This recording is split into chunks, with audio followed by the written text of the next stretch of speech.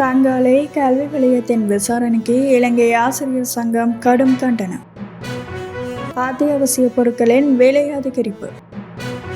எரிபொருள் விநியோக கட்டணத்தை 25% அதிகரிக்க கோரிக்கை. நிபந்தனைகளை நிராகரித்த ஈரானுக்கு அமெரிக்கா மீண்டும் எச்சரிக்கை.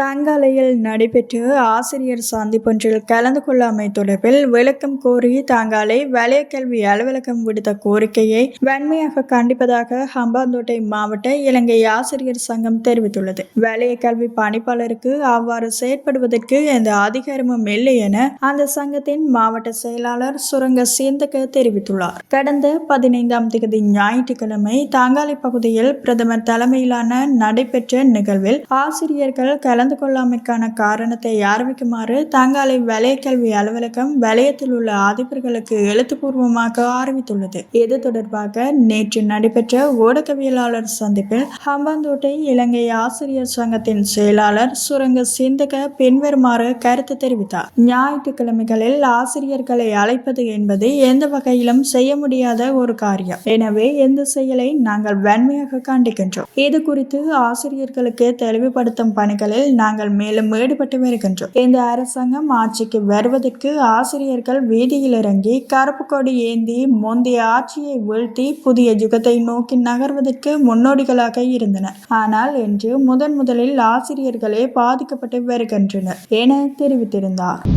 எரிபொருள் விலை அதிகரிப்பினை தொடர்ந்து சந்தையில் தற்போது அத்தியாவசிய பொருட்களின் விலைகள் அதிகரித்துள்ளதாக தெரிவிக்கப்படுகின்றது. பருப்பு, நெத்திலி, தேங்காய் எண்ணெய் உள்ளிட்ட அனைத்து அத்தியாவசிய பொருட்களின் விலைகளும் உயர்ந்துள்ளதாக புறக்கோட்டை மொத்த வியாபாரிகள் குறிப்பிட்டுள்ளனர். இதேவேளை சந்தையில் நுகர்வோர் அநீதிக்கு உள்ளாக்கப்படுவதை தடுப்பதற்காக நாடளாவிய ரீதியில் விசேட சுற்றிவளைப்புகள் மற்றும் விசாரணைகளை ஆரம்பித்துள்ளதாக நுகர்வோர் விவகார அதிகார சபை தெரிவித்துள்ளது. சில வர்த்தகர்கள் அத்தியாவசிய உணவுப் பொருட்களை மறைத்து வைப்பதன் மூலம் சந்தையில் செயற்கை தட்டுப்பாட்டை உருவாக்கவும் பொருட்களின் விலைகளை நியாயமற்ற முறையில் உயர்த்தவும் முற்பட்டுள்ளதாக அந்த அதிகார சபை சுட்டிக்காட்டியுள்ளது. திருவிழா காலங்களில் சந்தையில் இடம்பெறக்கூடிய முறைகேடுகளை தடுக்கும் நோக்கில் அதிகார சபையின் அனைத்து விசாரணை அதிகாரிகளையும் வார இறுதி நாட்கள் மற்றும் அரசு விடுமுறை நாட்களிலும் தொடர்ச்சியாக பணியில் ஈடுபடுத்த தீர்மானிக்கப்பட்டுள்ளது. நுகர்வோருக்கு இழைக்கப்படும் ஏதேனும் அநீதி அல்லது சந்தை முறைகேடுகள் குறித்து 1977 என்ற குறுகிய இலக்கத்தினூடாக முறைப்பாடுகளை தெரிவிக்குமாறு நுகர்வோர் விவகார அதிகார சபை மக்களிடம் கோரிக்கை விடுத்துள்ளது.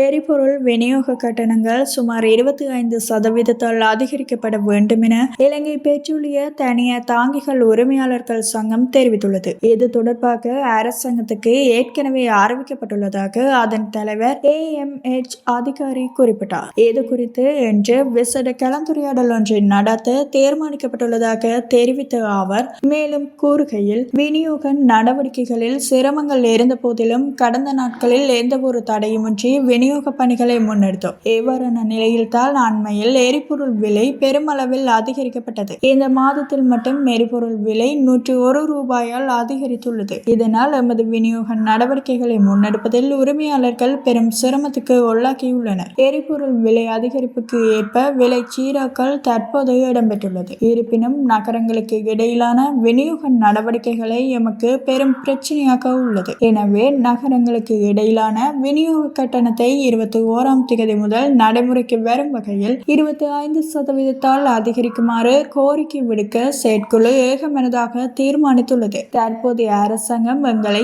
இக்கட்டான நிலைக்கு தள்ளாது என்ற நம்பிக்கையில் நாங்கள் இருக்கின்றோம் என தெரிவித்திருந்தார்.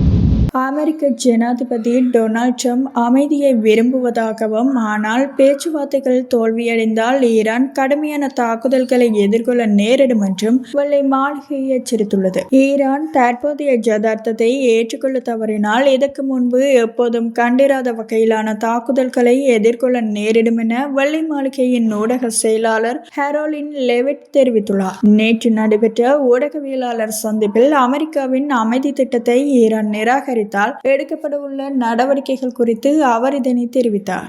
ஈரான் மீதான தாக்குதல்களை நிறுத்துவதற்காக 15 நிபந்தனைகள் அடங்கிய போர் நிறுத்த முன்மொழிவை அதிபர் ஜனாதிபதி நேற்று வெளியிட்டார். இந்த நிபந்தனைகளை ஏற்றுக்கொண்டால் மட்டுமே போர் நிறுத்தத்துக்கு தயாராக இருப்பதாக அவர் குறிப்பிட்டார். இருப்பினும் இந்த முன்மொழிவுகளை நிராகரித்துள்ள ஈரானிய வெளியுறவு அமைச்சர் அப்பாஸ் அரகச்சி அமெரிக்காவுடன் எந்த ஒரு பேச்சுவார்த்தையிலும் ஈடுபடும் எண்ணம் ஈரானுக்கு இல்லை என தெரிவித்துள்ளார். அமெரிக்கா மத்தியஸ்தர்களோடாக பல்வேறு செய்திகளை அனுப்பினாலும் ஈரானுக்கு தேவையானது நிரந்தரமான தீர்வு மட்டுமே என அவர் வலியுறுத்தியுள்ளார். ஈரான் தரப்பில் சேதங்களுக்கான இழப்பீடு உட்பட 5 கோரிக்கைகள் முன்வைக்கப்பட்டுள்ளன. மத்திய கிழக்கில் நிலவுவது ஈரானின் போரோ அல்லது அமெரிக்காவின் போரோ அல்ல, மாறாக இஸ்ரேலின் தேவைக்காகவே அமெரிக்கா செயற்படுவதாக ஈரானிய வெளியுறவு அமைச்சர் குற்றம் சாட்டியுள்ளார். அமெரிக்கா எதிர்பார்த்தது போல ஈரானை ராணுவ ரீதியாக தோற்கடிக்க முடியாது என்றும் அண்டை நாடுகளை பாதுகாப்பதற்கான அமெரிக்காவின் முயற்சி தோல்வியடைந்துள்ளதாகவும் அவர் மேலும் தெரிவித்துள்ளார்.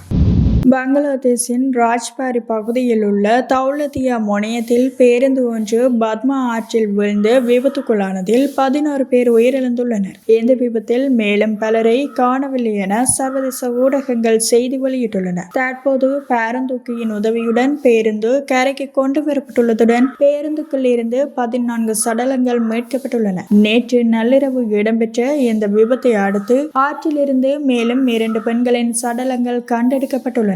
பங்களாதேஷின் தலைநகர் டாக்கா நோக்கி பயணித்த இந்த பேருந்தில் சிறுவர்கள் உட்பட சுமார் 40 பயணிகள் இருந்தமை கண்டறியப்பட்டுள்ளது.